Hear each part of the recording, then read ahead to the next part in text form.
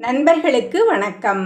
நாம் இன்று கண்களையே காணிக்கையாக்கிய பக்தன் கண்ணப்ப நாயனார் கதையை தான் பார்க்க போகிறோம். இறைவனுக்காக தன் உயிரையே கொடுக்க தயங்காத ஒரு மனிதர் இருந்தார். ஆனால் அவர் ஒரு முனிவரோ வேதம் கற்ற பண்டிதரோ அல்ல, ஒரு சாதாரண வேடுவன். அவர்தான் கண்ணப்ப நாயனார். சைவ சமயத்தின் 63 நாயன்மார்களில் பக்தியின் உச்சமாக போற்றப்படுபவர் கண்ணப்ப நாயனார். இவரது இயற்பெயர் திண்ணன். பெரிய புராணத்தில் இவரது வரலாறு சிறப்பாக கூறப்படுகிறது. ஆந்திர பகுதியில் உள்ள உடுப்பூர் என்ற இடத்தில் வேடுவர் குலத் தலைவராக நாகன் என்பவர் வாழ்ந்து வந்தார். அவரது மனைவி தத்தை. பல ஆண்டுகள் குழந்தை இல்லாமல் தவித்த அவர்கள் இறைவனை வேண்டி பெற்ற மகன்தான் திண்ணன். சிறு வயதிலிருந்தே திண்ணன் அபாரமான வீரன். வில், அம்பு, வேட்டை என அனைத்திலும் வல்லவன். வளர்ந்ததும் வேடுவர் இனத்தின் தலைவனாக உயர்ந்தான். ஒரு நாள் நண்பர்களுடன் காட்டில் வேட்டையாடி கொண்டிருந்த போது ஒரு காட்டுப் பன்றியை துரத்தி சென்ற திண்ணன் அறியாமலேயே ஒரு மலை மேல் ஏறினான். அங்கே அமைதியாக இருந்த ஒரு சிவலிங்கத்தை அவன் கண்டான். அந்த கணமே அவனது மனதில் சொல்ல முடியாத ஒரு அன்பு பெருக்கெடுத்தது.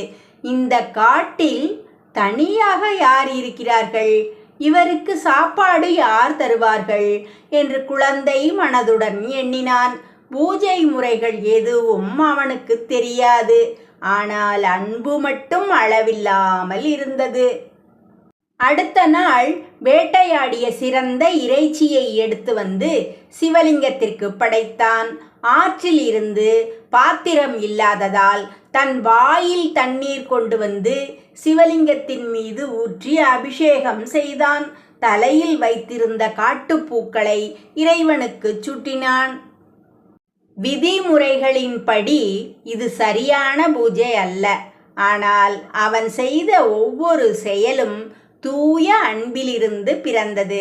அதே கோவிலில் தினமும் ஆகம முறையில் பூஜை செய்த சிவாச்சாரியார் மறுநாள் வந்து சிவலிங்கத்தின் மீது இறைச்சியும் காட்டு மலர்களும் இருப்பதைக் கண்டு அதிர்ச்சியடைந்தார். அனைத்தையும் அகற்றி மீண்டும் முறையாக பூஜை செய்தார். ஆனால் மறுநாளும் அதே காட்சி. இதை செய்பவர் யார் என்று அறிய அவர் முடிவு செய்தார். இறைவன் வைத்த அதிசய சோதனை. ஒரு வேடுவனின் பக்தி உண்மையானதா அல்லது வெறும் உணர்ச்சியா? அதை உலகமே அறிய வேண்டுமென்று சிவபெருமான் முடிவு செய்தார். தினமும் காலையில் கோவிலுக்கு வந்த சிவாச்சாரியார் சிவலிங்கத்தின் மீது இறைச்சி, காட்டுப்பூக்கள், வாயில் கொண்டு வந்த நீரின் தடயங்கள் இருப்பதைக் கண்டு மனம் வருந்தினார். இறைவனே, இப்படி செய்பவன் யார்? உங்கள் திருமேனியை இவ்வாறு அவமதிப்பது யார் என்று கண்ணீர் மல்க பிரார்த்தித்தார். அன்று இரவு சிவாச்சாரியாரின் கனவில் சிவபெருமான் அருள் பாலித்தார். ஆச்சாரியாரே, நீ அவனை தவறாக நினைக்காதே. அவன் செய்கிறது ஆகம முறையல்ல. ஆனால் அவன் மனதில் இருக்கும் அன்பு எல்லையற்றது. நாளை நீ கோவிலுக்குள் மறைந்து நின்று அவன் பக்தியை பார் என்றார். மறுநாள் சிவாச்சாரியார் கோவிலின் ஒரு மூலையில் மறைந்து நின்றார்.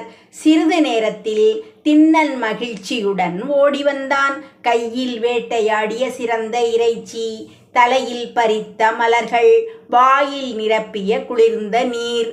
ஐயா, இன்று உங்களுக்காக நல்ல உணவு கொண்டு வந்திருக்கிறேன் என்று குழந்தை போல பேசினான். முதலில் தன் வாயில் இருந்த நீரை சிவலிங்கத்தின் மீது ஊற்றி அபிஷேகம் செய்தான். பிறகு தன் காலால் பழைய பூக்களை அகற்றினான். தலையில் வைத்திருந்த மலர்களை சூட்டினான். பின்னர் சிறந்த இறைச்சியை இறைவனுக்கு படைத்தான். இதையெல்லாம் பார்த்த சிவாச்சாரியார் அதிர்ச்சி அடைந்தார்.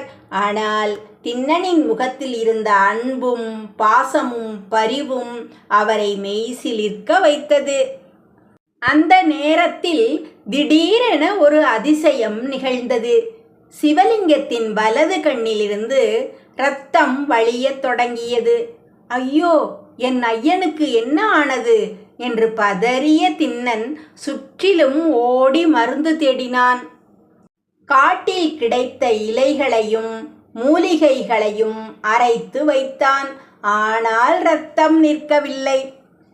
தன் உயிரை விட மேலாக நேசித்த இறைவன் வேதனைப்படுவதை பார்த்த திண்ணனின் இதயம் உடைந்தது. அவன் மனதில் ஒரு முடிவு பிறந்தது. என் கண்ணை எடுத்து கொடுத்தால் என் ஐயனின் கண் குணமாகிவிடும் என்று முடிவெடுத்தான். அந்த முடிவு உலகையே வியக்க வைத்தது. தன் கண்ணையே இறைவனுக்கு காணிக்கையாக்கிய பக்தன். உலகத்தில் பலர் இறைவனுக்கு பொன், பொருள், மலர், பழம் என காணிக்கை செலுத்தியுள்ளனர். ஆனால் தன் கண்களையே காணிக்கையாக செலுத்திய பக்தன் ஒருவர்தான். அவர் கண்ணப்ப நாயனார். சிவலிங்கத்தின் வலது கண்ணிலிருந்து இரத்தம் தொடர்ந்து வழிந்து கொண்டே இருப்பதை பார்த்த திண்ணன், ஐயனின் வேதனையை என்னால் பார்க்க முடியவில்லை, இதற்கு ஒரே மருந்து என் கண்தான் என்று உறுதியுடன் முடிவு செய்தான். ஒரு வேட்டைக்காரனாக இருந்ததால் வலி என்றால் என்ன என்பது அவனுக்கு புதிதல்ல. தன் அம்பின் கூர்மையான முனையை எடுத்தான். ஒரு கணமும் தயங்கவில்லை.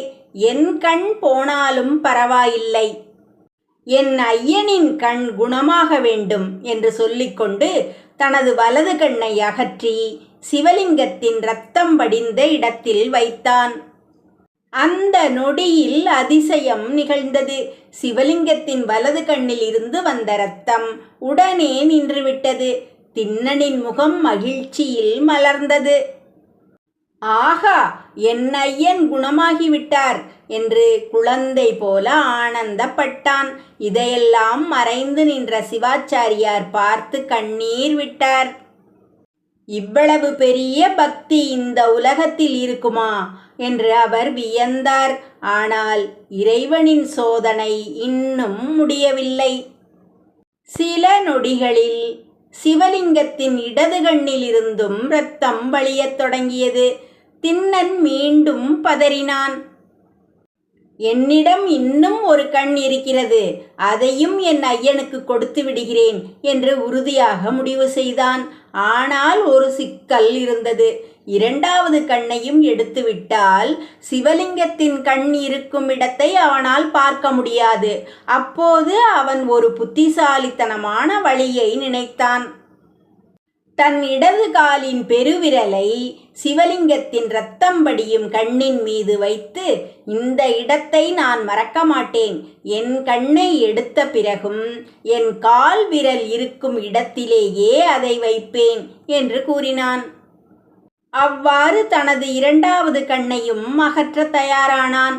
அந்த நொடி வானுலகமே நடுங்கியது. தேவர்களெல்லாம் பதற்றத்துடன் பார்த்தனர். சிவாச்சாரியார் மூச்சையே நிறுத்தி நின்றார். கண்ணப்பா, நில் என்று இறைவனே கையை பிடித்த தருணம். ஒரு மனிதன் தனது இரண்டாவது கண்ணையும் இறைவனுக்காக அர்ப்பணிக்க தயாரானான். அந்த கணத்தில் கைலாயமே அமைதியானது. தேவர்கள் மூச்சை நிறுத்தினர். அப்போது ஒரு அதிசயம் நிகழ்ந்தது. திண்ணன் தனது இடது காலின் பெருவிரலை சிவலிங்கத்தின் இடது கண்ணின் மீது வைத்து அந்த இடத்தை அடையாளமாக்கி கொண்டான். பின்னர் தனது அம்பை எடுத்தான். என் ஐயனே, என் இன்னொரு கண்ணையும் உங்களுக்கே காணிக்கையாக்குகிறேன். நீங்கள் நலமாக இருந்தால் நான் குருடனாக வாழ்ந்தாலும் கவலை இல்லை என்று உருகினான். ஒரு கணமும் தயங்காமல் தனது இரண்டாவது கண்ணை அகற்ற முயன்றான். அந்த நேரத்தில் சிவலிங்கத்திலிருந்து ஒரு தெய்வீக கை வெளிப்பட்டது. அந்த கை திண்ணனின் கையை பிடித்து நிறுத்தியது. அதே நேரத்தில் விண்ணையே அதிர வைக்கும் குரல் ஒலித்தது. கண்ணப்பா, நில்! மீண்டும் கண்ணப்பா நில்! மூன்றாவது முறையாக கண்ணப்பா நில் என்ற அந்த அன்பு நிறைந்த குரலை கேட்ட திண்ணன் மெய்சிலிர்த்து நின்றான். சிவலிங்கத்தின் இடத்தில் சாட்சாத் பரமசிவன் உமாதேவியுடன் தெய்வீக திருக்கோலத்தில் காட்சியளித்தார். தேவர்கள் வானத்திலிருந்து மலர்மழை பொழிந்தனர். முனிவர்கள் அனைவரும் அந்த அபூர்வ பக்தியைக் கண்டு வணங்கினர். சிவபெருமான் திண்ணனை அன்புடன் நோக்கி, கண்ணப்பா, நீ எனக்கு உன் கண்களையே தரத் துணிந்தாய். ஆகமம் அறியாத உன் பக்தி வேதம் அறிந்தோரின் பக்தியை விட உயர்ந்தது. உன் அன்பிற்கு எல்லையே இல்லை என்று அருளினார். உடனே இறைவன் தனது அருளால் திண்ணனின் 2 கண்களையும் முன்பு போல திருப்பிக் கொடுத்தார். அந்த நொடியிலிருந்து திண்ணன் உலகம் முழுவதும் கண்ணப்ப நாயனார் என்று போற்றப்படும் சிவனடியாராக உயர்ந்தார். அவருக்கு சிவபெருமான் நித்திய சிவபதவி அருளினார். அன்று மறைந்து நின்று எல்லாவற்றையும் பார்த்த சிவாச்சாரியார் கண்ணப்ப நாயனாரின் திருவடிகளில் விழுந்து வணங்கினார். அவருக்கு அப்போது புரிந்தது, இறைவன் பார்ப்பது வெளிப்புற சடங்குகளை அல்ல, தூய்மையான அன்பும் உண்மையான பக்தியும் தான் இறைவனுக்கு மிகவும் பிரியமானவை.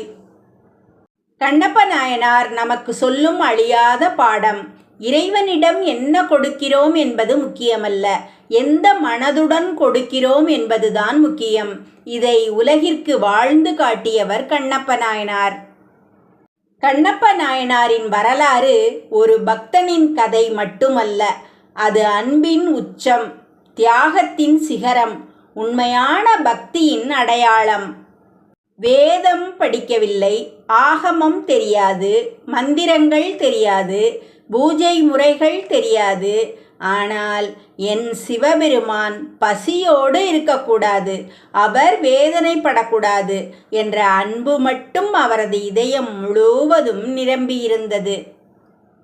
விதிமுறைகள் முக்கியம், ஆனால் அன்பில்லாத வழிபாட்டை விட தூய அன்போடு செய்யப்படும் வழிபாடே எனக்கு மிகவும் பிரியமானது என்று சிவபெருமான் உலகிற்கே ஒரு பாடம் கற்பித்தார். கண்ணப்ப நாயனார் இறைவனிடம் எதுவும் கேட்கவில்லை, செல்வம் கேட்கவில்லை, புகழ் கேட்கவில்லை, சொர்க்கம் கூட கேட்கவில்லை. அவருக்கு இருந்த ஒரே ஆசை, என் ஐயன் மகிழ்ச்சியாக இருக்க வேண்டும் என்பதுதான்.